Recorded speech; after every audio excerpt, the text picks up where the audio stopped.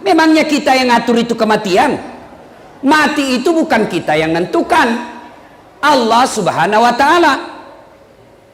Yang kaya mati, yang miskin mati. Kapolres, Dandim, caleg, jangan dulu, belum terpilih. Semua mati. Orang kaya, orang miskin, raja-raja, rakyat biasa, semua menghadap ilahi, tiada yang abadi. Orang kaya mati, orang sehat mati, rakyat jelata mati, orang miskin mati, tentara mati, polisi mati, imam mati, ustadz di belakang sedikit. Siapa tahu ceramah kalau ustaz duluan? Coba, Allah jelaskan jangan kamu mati, padahal kematian itu bukan kita yang ngatur. Illa, kecuali wa antum muslimun, mati dalam keadaan Islam. Ini kayaknya tidak masuk akal, padahal kan kita sudah Islam. Dijelaskan lagi, jangan kamu mati kecuali kau Islam, padahal kita sudah Islam. Ternyata ayat ini menjelaskan, mengingatkan kepada kita, hati-hati kau dasat, agamamu Islam, lahir kau Islam, khitan disunnak kau Islam, ijab kabul syariat Islam, KTP-mu Islam, tapi belum tentu kau mati dalam keadaan Islam. Adakah orang Islam yang matinya tidak Islam? Banyak. Siapa? Contoh aja, jangan marah. Contoh saja ini, contoh, jangan marah. Sabung ayam. Ada di sini suka sabung ayam? Ada. Wow, dia lagi sabung ayam, digerebek sama Kapolsek. Lari, tembak peringatan. Puh. Masih lari, tembak lagi kedua kalinya. Masih lari, tembak lagi ketiga kalinya. Masih lari, tembak kakinya. Puh. Kakinya ditembak, kepalanya dia kena. Ini bukan polisi Wakatobi, ini polisi India. Pernah saya tanya ke polisi, kenapa itu Pak? Kakinya ditembak, kok kepalanya kena? Dia bilang, soalnya dia jongkok Ustaz.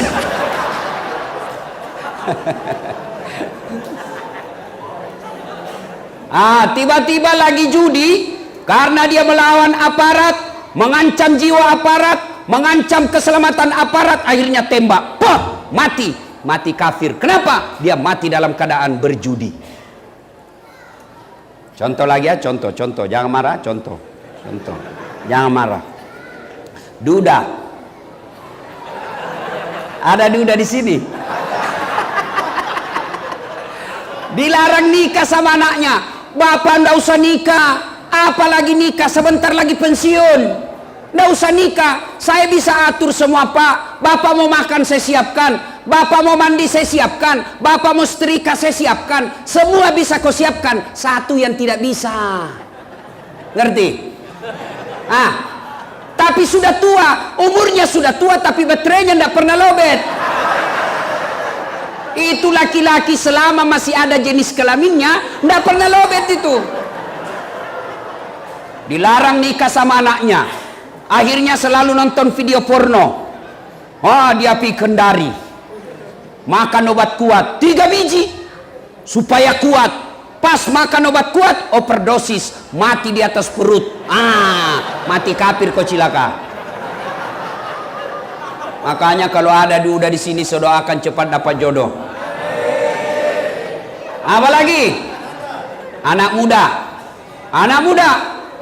saweran 5.000 cari kawan, sudah dapat 50.000. Apa dibeli? Nggak usah vodka, mahal, nggak cukup. Apa? Lem pox. Dia campur lem tikus. Berarti jangan campur lem Korea, nggak mau tak buka mulutmu itu. Ngelem, overdosis, mati kafir. Lagi khamar dalam perutnya. Apalagi? Jangan marah. Pedagang, ada pedagang di sini? Biasanya orang Bugis jago pedagang itu. Dia dagang, dia tulis bensin murni, Padahal dia campur minyak tanah. Kenapa kau tulis bensin murni? Kau campur pada minyak tanah. Apa dia bilang? Kan istriku namanya Murni. Nipu pembeli, minum, makan dari hasil nipu, tok, mati kafir. Apalagi? Contoh jenisnya, contoh, jangan marah. Ada anak sekolah, buru-buru pergi sekolah, melanggar rambu lalu lintas, dikejar sama polisi. Kau melanggar, kau tidak lihat ini rambu-rambu. Saya lihat pak. Kenapa kau langgar? Saya tidak lihat bapak. Nah ini pengadilan ini 250.000. Dan tidak ada uangku pak. Kau sudah tidak ada uangmu, melanggar lagi. Mari itu 50.000. Deh 30 juangku pak. Sudah, kau ambil 5.000, mari 25.000. Sudah dia pergi makan coto. Dari 25.000 itu dia makan coto. Ternyata dia makan coto 2 mangkok coto, 14 ketupat. Kenapa ketupatnya gratis? Kekenyangan, keluar dari warung coto, disambar geng motor, pop, mati kafir. Kenapa? Ada barang korupsi dalam perutnya, barang sogok dalam perutnya. Nauzubillah min zalik. Itulah sebabnya selalu diingatkan, jangan kamu mati kecuali dalam keadaan beragama Islam. Dan yang bisa membuat kita mati kafir, yang seperti tadi saya jelaskan. Wa qalaidan, Allah kemudian berfirman, Bismillahirrahmanirrahim.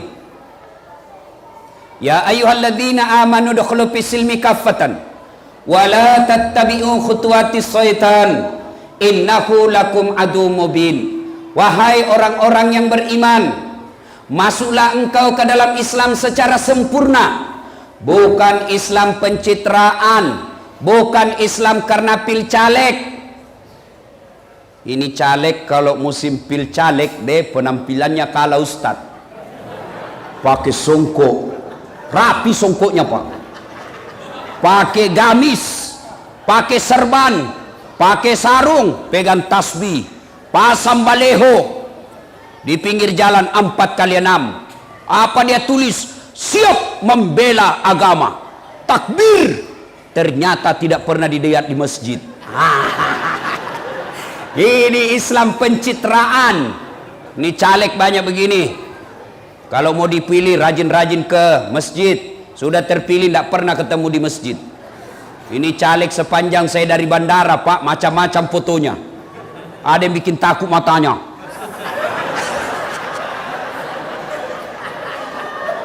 Ada juga kayak ABG. Macam-macam. Bu, kalau mau lihat caleg cerdas atau tidak, lihat apa ditulis di balehonya. Adalah tidak jelas apa dia tulis.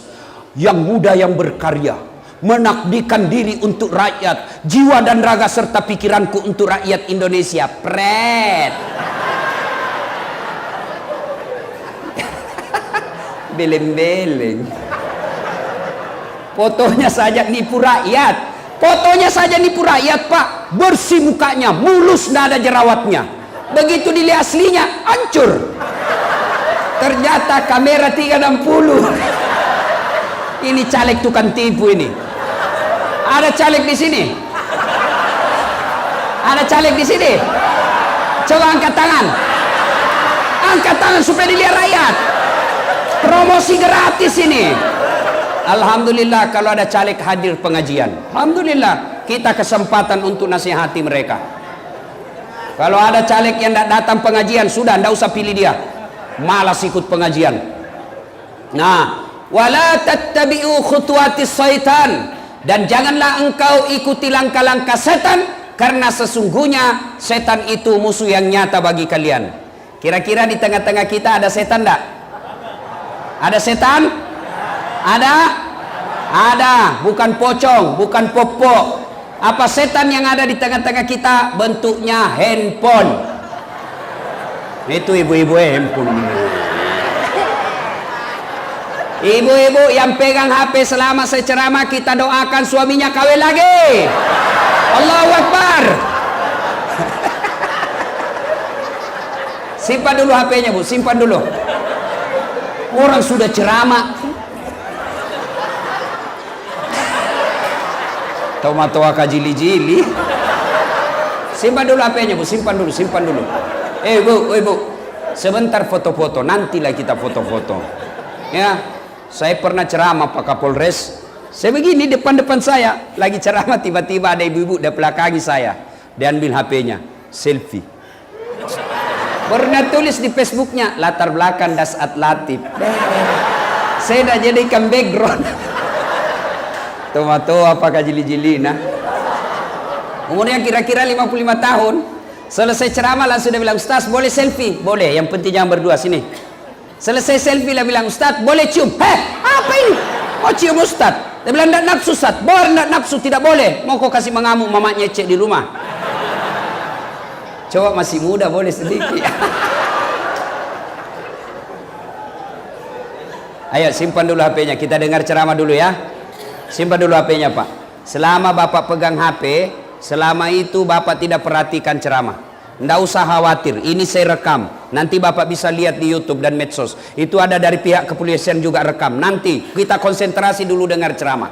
Insya Allah ada faedah ceramah kita malam ini. Ya. Wa qalaidan, Allah kemudian berfirman, Bismillahirrahmanirrahim. Innallaha wa malaikatahu yusalluna ala nabi. Ya ayyuhalladzina amanu sallu alaihi wa sallimu taslima. Sesungguhnya Allah dan para malaikatnya, Masya Allah, Allah dan para malaikatnya yusalluna ala nabi, bersalawat kepada Rasulullah. Wahai orang-orang yang beriman, bersalawatlah kalian kepada Rasulullah dengan sebaik-baik salawat. Salatullah, salamullah ala toha rasulillah, salamullah ala yasin habibillah. Kenapa lobet-lobet? Ayo kita salawat sama-sama, atau kita dengar dulu suaranya. Mana kencang suaranya ibu-ibu dengan bapak-bapak? Ya? Bapak-bapak diam dulu, ibu-ibu kita dengar. Mana lebih kencang suaranya ibu-ibu? Ibu-ibu dulu, ayo ibu. Adik-adik diam, bapak diam, kita dengar suara ibu-ibu. Ayo. Salatullah,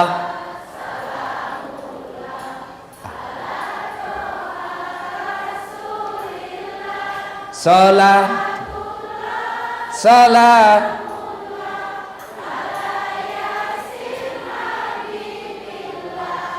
Ini namanya tidak keras tapi merdu. Coba bapak-bapak, adik-adik diam, ibu-ibu diam. Kita dengar bapak-bapak salawat. Ayo. Salatullah ala Rasulillah, salatullah salamullah ala yasin habibillah. Saya yakin kencang ini suara bapak-bapak karena ada tentara dan polisi. Ibu bapak, saudara-saudara sekalian yang saya hormati, mari kita dengar tausiah. Ketika Nabi diusir dari Mekah, jalan kaki ke Madinah, yang ngusir bukan orang lain, yang ngusir pamannya sendiri, Abu Lahab, yang ngusir sepupu sekalinya, Abu Sufyan. Jalan kaki Nabi dari Mekah ke Madinah kurang lebih 500 km, 11 hari perjalanan. Begitu sampai di Madinah, beliau kumpul seluruh sahabat, baik yang Ansor, orang penduduk asli Madinah, maupun yang muhajir, sahabat-sahabat yang hijrah dari Mekah, ikut bersama Nabi. Jadi pendatang dan penduduk asli. Nabi kemudian naik mimbar lalu berpidato. Hari ini saya tidak naik mimbar. Kenapa? Kalau saya di atas mimbar Pak, kepalaku saja kelihatan. Tidak enak karena saya pendek. Tidak enak ceramah saya begini Pak. Maka saya tidak pakai mimbar ya. Nabi kumpul sahabat, lalu beliau bertanya, saudara-saudara sekalian, mau kalian saya tunjukkan amalan, perbuatan, tingkah laku yang kalian kalau lakukan, kalian akan sukses, bukan hanya di dunia, tapi insya Allah selamat sampai di akhirat. Kira-kira kalau di sini masyarakat Wakatobi, Ustadz tanya, Bapak Ibu mau ndak sukses dunia akhirat? Pasti mau. Namanya sukses di akhirat, selamat di akhirat, selamat di dunia, selamat di akhirat. Maksudnya apa? di dunia dia Kapolres, di dunia dia dandim, dan di akhirat juga pun masuk surga. Itu namanya selamat dunia akhirat. Turun jabatannya. Di dunia dia orang kaya, di dunia dia anggota DPR, sampai di akhirat masuk neraka. Ini namanya hebat di dunia, sengsara di akhirat. Yang Nabi tawarkan, kalian sukses di dunia dan insya Allah berjaya di akhirat. Pasti jawabannya mau. Nih 5 resepnya. 5 saja resepnya. Lebih susah jadi caleg. Apa resepnya kata Nabi? 1, kalian Wakatobi penduduknya, Wanci dan sekitarnya, kalian kalau mau sukses kata Nabi, utlubul ilma, tuntut ilmu pengetahuan, belajarlah kalian. Begitu pentingnya kita ini ilmu pengetahuan. Ayat pertama turun dalam Islam bukan perintah puasa, bukan perintah sholat, bukan perintah haji, bukan perintah zakat, tapi ayat pertama turun Iqra, baca. Artinya anggota polisi mau sukses, belajar. Anggota tentara mau sukses, belajar. Pegawai negeri mau sukses, belajar. Dengan cara apa? Sekolah lagi. Apalagi adik-adik, jadi jangan pengangguran. Kalau kalian pengangguran, maka kalau bapaknya petani, anaknya juga pengangguran, maka kalian juga nanti akan jadi petani yang tidak akan meningkatkan kesejahteraan hidup kalian. Belajar. Ustadz, saya miskin Ustadz, orang tuaku miskin. Orang tuamu miskin, tapi Tuhan kita, Allah kita maha kaya. Saya kalau lihat orang tua saya, tidak mungkin bisa tinggi sekolah saya. Kalau lihat bapak saya, tidak mungkin saya tinggi sekolah-sekolah. Kenapa? Bapak saya petani penggarap. Tahu namanya petani penggarap? Sawahnya orang dia kerja, bukan sawah pribadi. Sawahnya orang dia kerja. Masuk 10 karung, 9 karung punya yang punya sawah, 1 karung buat bapak saya. Berapa bersaudara kami? 14 bersaudara. Kenapa kaget? Bagus itu kalau 14. Daripada cuma 2, 1 ditangkap, 1 digigit anjing gila, habis. Kalau 14, 1 ditangkap, masih ada 13. 1 tenggelam, masih ada 12. Masya Allah. 1 kesetrum, masih ada 10. Coba. Kalau lihat pekerjaan bapak saya, tidak mungkin saya bisa sekolah tinggi-tinggi. Tapi selalu dia bilang, bapakku, ambokmu kasiasi, tapi pungalah ta'ala sogi. Bapakmu miskin, tapi Tuhanmu maha kaya. Mana buktinya? Ada ndak di sini mati kelaparan? Ada di sini mati kelaparan? Tidak ada. Berarti tidak usah cemas. Allah maha kaya. Sekolahkan anaknya Pak Ketua DPR. Bikinlah peraturan. Bikin perda yang membuat anak-anak miskin Wakatobi bisa dapat beasiswa, mereka yang cerdas-cerdas. Anggota DPR bikinlah aturan yang bisa membuat masyarakat kita Wakatobi cerdas. Kalau sumber daya alam kita miskin, saya dari bandara sampai sini saya bilang, bagaimana orang bisa usaha di sini? Kiri kanan batu karang. Beda di Sulawesi Selatan, sumber daya alamnya bagus. Beda di Morowali, sumber daya alamnya baik. Beda di Kendari, sumber daya alamnya bagus. Di Wakatobi agak susah. Tapi walatai asumir rauhillah, jangan kau putus asa. Ada sumber apa? Kalau kita tidak punya sumber daya alam, maka sumber daya manusianya yang kita tempa. Gimana caranya? Cari anak-anak orang kaya Wakatobi, sekolahkan, kasih beasiswa, remaja masjid, cari yang cerdas, kirim dia sekolah, pulang kampung, bangun kampungmu.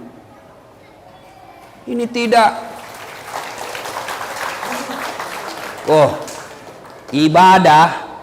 ibadah bisa salah-salah tanpa ilmu.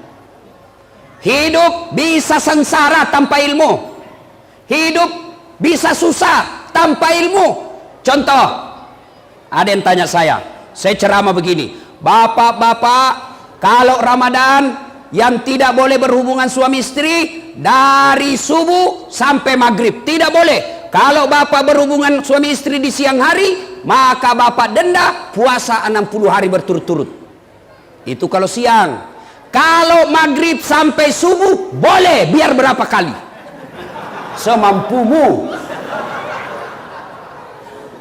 Saya cari ceramah begini, tiba-tiba ada datang bapak-bapak, kira-kira usianya 30 tahun. Dia bilang, Ustaz, serius gitu tadi? Iya.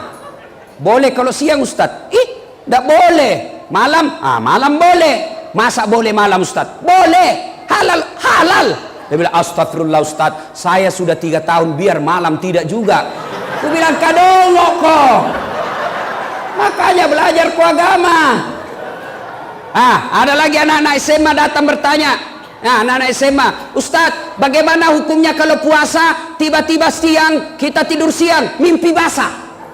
Sah tidak puasanya? Sah, dengan catatan begitu kau bangun langsung pergi mandi, selesai itu lanjutkan puasamu. Kalau mimpi basah, kalau kreatif sendiri batal.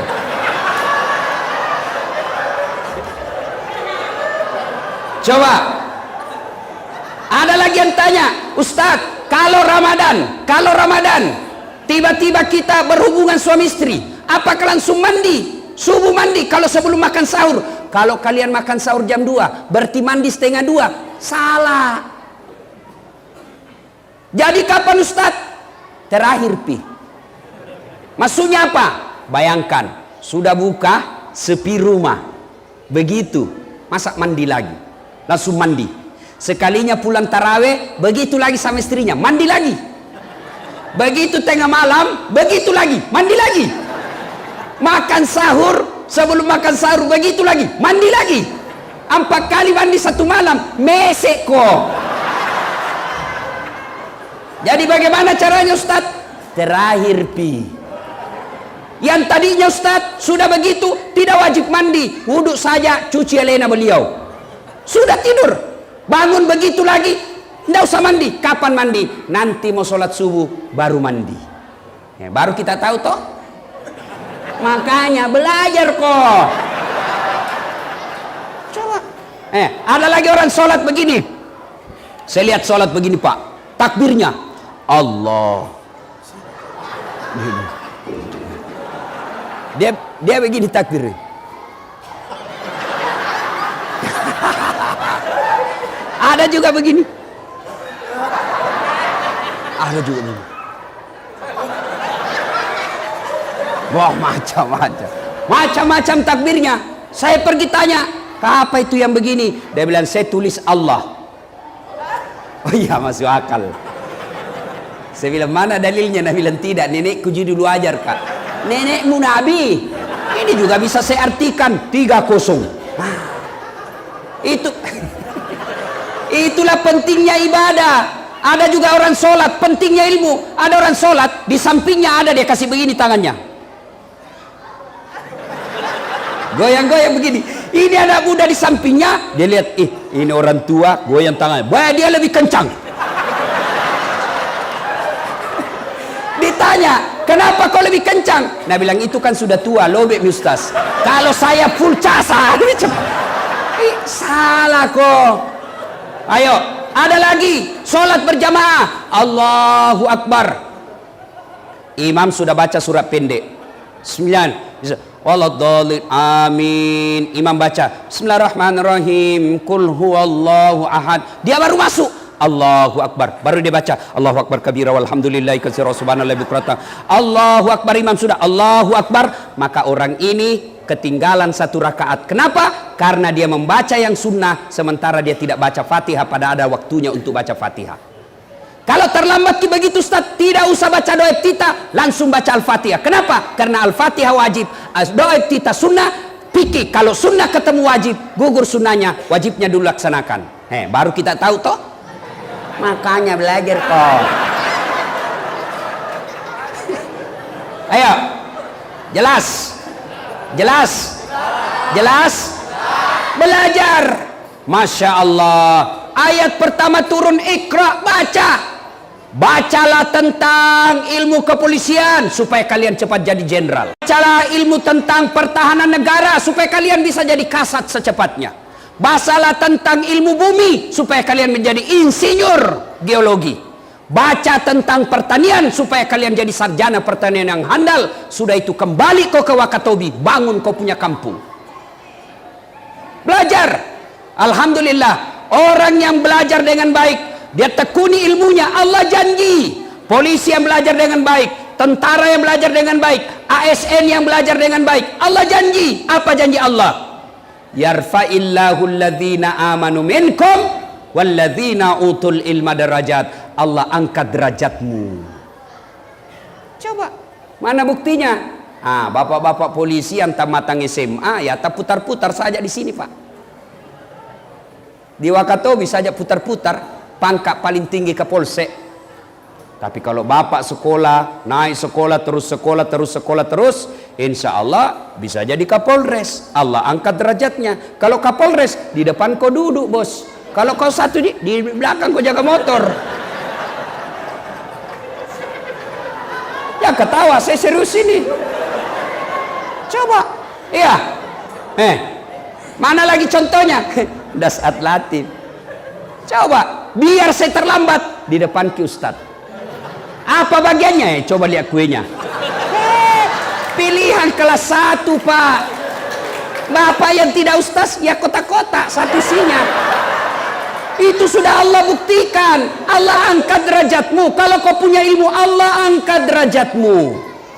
Imam Ali karamallahu wajah, sahabat Nabi yang paling cerdas. 4 sahabat Nabi, Nabi jelaskan Ali bin Abi Thalib sahabat saya paling cerdas. Paling cerdas memang. Ali bin Abi Thalib ditanya, ya Ali, kalau kau disodorkan sebuah pilihan antara harta dengan ilmu, kau pilih mana Ali? Ibu-ibu, kalau saya tanya ki, ibu-ibu, saya sodorkan ki iPhone X dengan kitab Durratun Nasihin, pilih mana, Bu? Pilih kitab pencitraan. Pasti pilih handphone. Ali bin Abi Thalib ditanya, Ali, kau dikasih harta dengan ilmu, pilih mana? Ali punya pikir, wah, saya pilih ilmu. Panas juga orang ceramah sini, Pak. Kenapa pilih ilmu, Ali? Kata Ali, ada 3 kelebihan ilmu dibanding harta. Ada 3 keutamaan ilmu, kehebatan ilmu dibanding harta. Apa itu? Kata Ali. 1, harta setengah mati kau jaga, ilmu dia yang jaga kamu. Contoh, bapak punya uang 5 juta, kasih masuk di safety box, belek-belek. Bapak ndak tahu kalau bilang ke safety box belek-belek. Itu belek-belek dikasih gembok. Sudah itu belek-belek dikasih gembok, dikasih masuk lemari. Lemari digembok juga. 2 mi gemboknya. Keluar kamar digembok. 3 gemboknya. Keluar rumah, gembok rumah. 4 gemboknya. Keluar pagar, gembok pagar. 5 gemboknya. Sampai di pasar hilang kuncinya. Ayo, setengah mati dijaga itu uang. Iya, setengah mati kita jaga uang. Sementara ilmu dia yang jaga kamu. Mana contohnya? Pak Dandim, Kapolres, Ketua DPR, ada semua itu yang jaga. Di rumah dinas ada polisi yang jaga. Kemana-mana dikawal patroli. Kenapa? Karena punya ilmu, dijaga. Kalau orang punya ilmu, Pak, harta setengah mati kau jaga dia, ilmu dia yang jaga kamu. Yang kedua kelebihan ilmu, dengan ilmu kau bisa dapat harta, tapi dengan harta belum tentu kau dapat ilmu. Saya ulang, dengan ilmu kau bisa dapat harta, tapi dengan harta belum tentu kau dapat ilmu. Contoh, dengan ilmu bisa dapat harta. Sekarang orang stres karena naik harga tiket. Saya tidak pernah stres. Kemana-mana saya naik pesawat, dibayarkan, ndak pusing saya berapa harganya. Biarkan Kasat Bimas yang pusing belikan saya tiket. Nggak ada urusan. Hebatnya lagi, pergi tidak bawa uang, pulang bawa uang. Dengan ilmu. Coba, kalau orang punya ilmu, lempar kemana saja dia bisa dapat duit. Kenapa? Karena dia punya ilmu. Sementara dengan harta belum tentu kau dapat ilmu.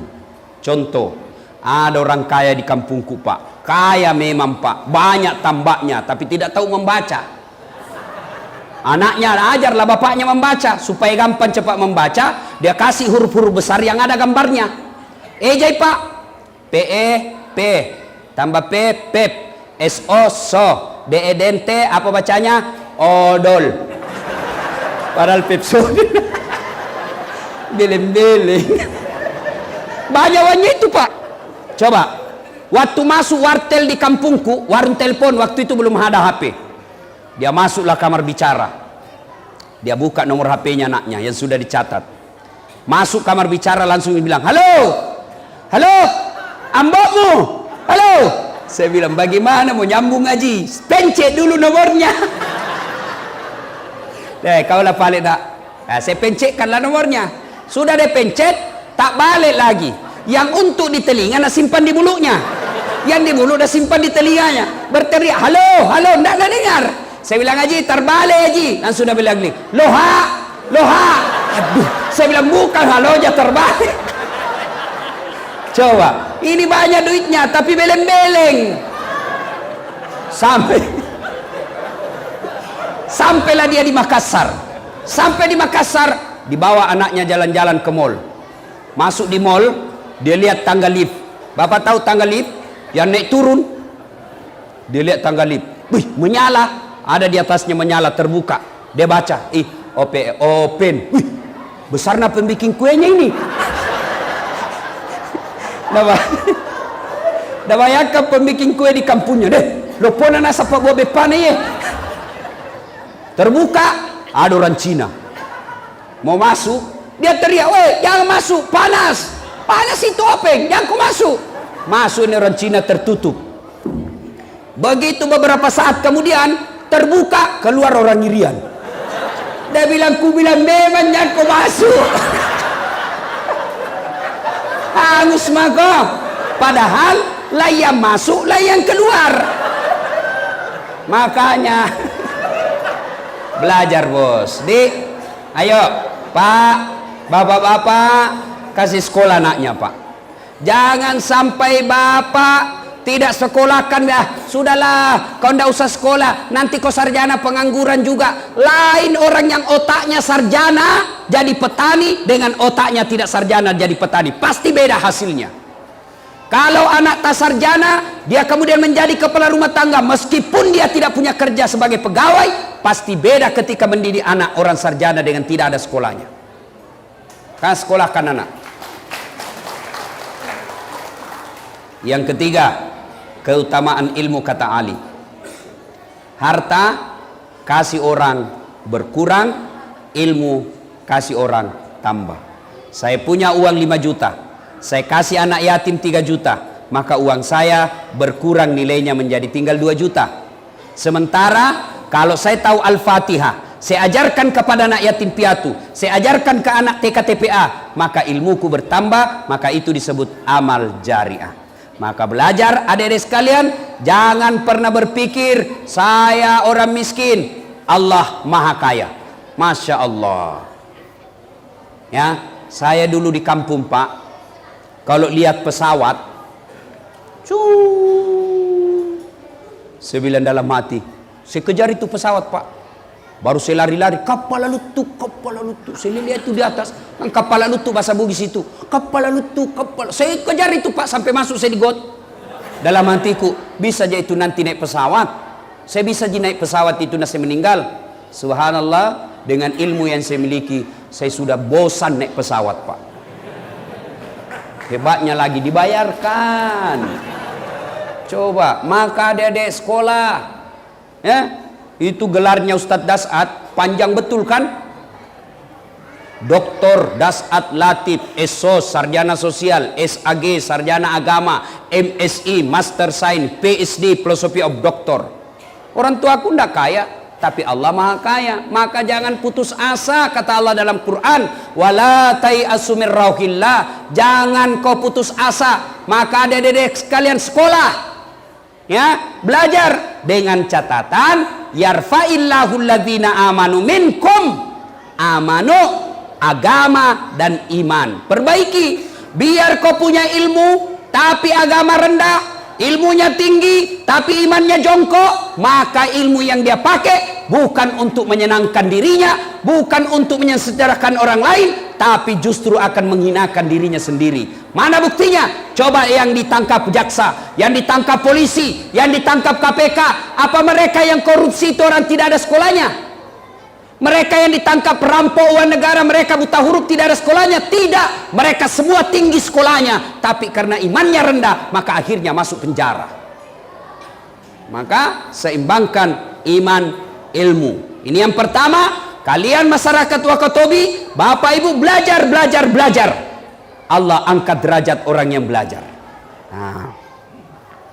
Yang kedua kata Nabi, jika kalian mau sukses, resep yang kedua adalah silul arham, sambungkan persaudaraan.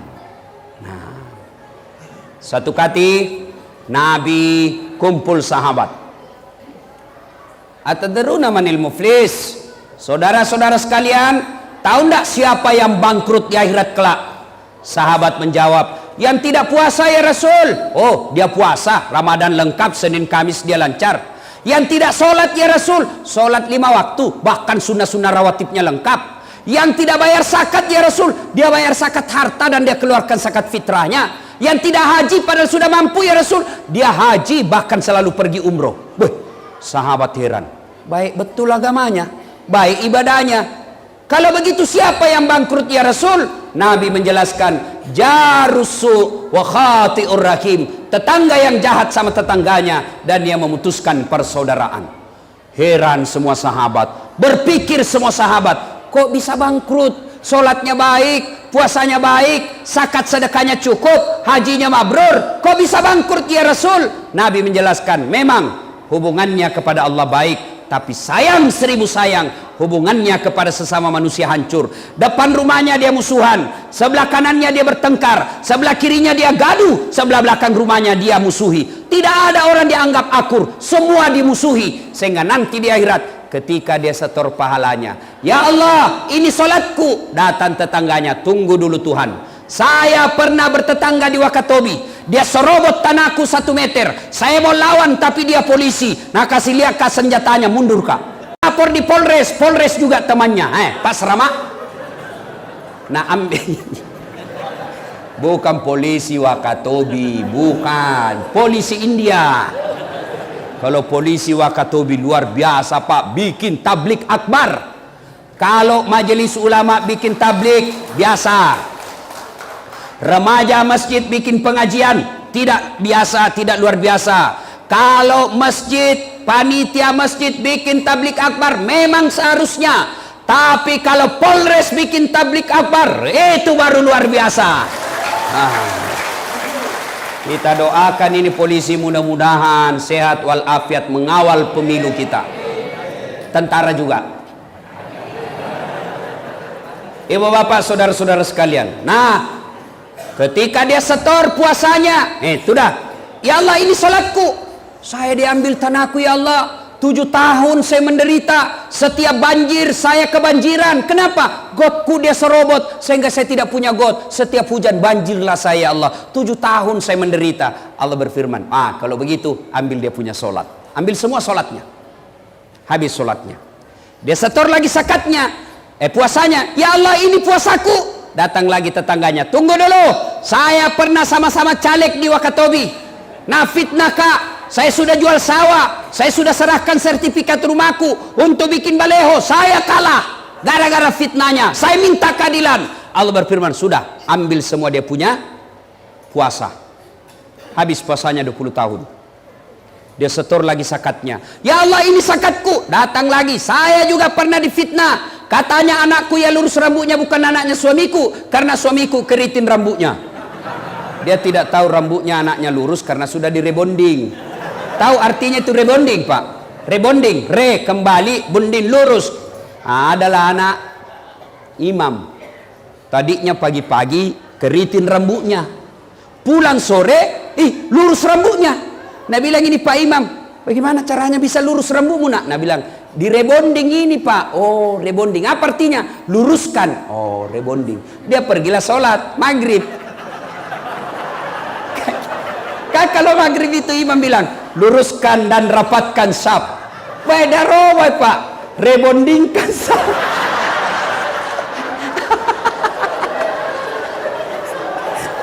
Imam Bode. Masya Allah. Gara-gara fitnahnya ya Allah, saya ta'ala ya Allah, saya minta keadilan. Allah berfirman, sudah ambil semua jadi punya haji. Habis sholatnya, habis puasanya, habis zakatnya, habis hajinya, masih ada yang datang. Ya Allah, saya juga pernah disakiti. Dia bilang, yang tadi banyak amalnya Tuhan, bagaimana lagi? Nah, habis mi amalku. Kata Allah berfirman, supaya adil, ambil dosanya orang yang pernah kau sakiti hatinya.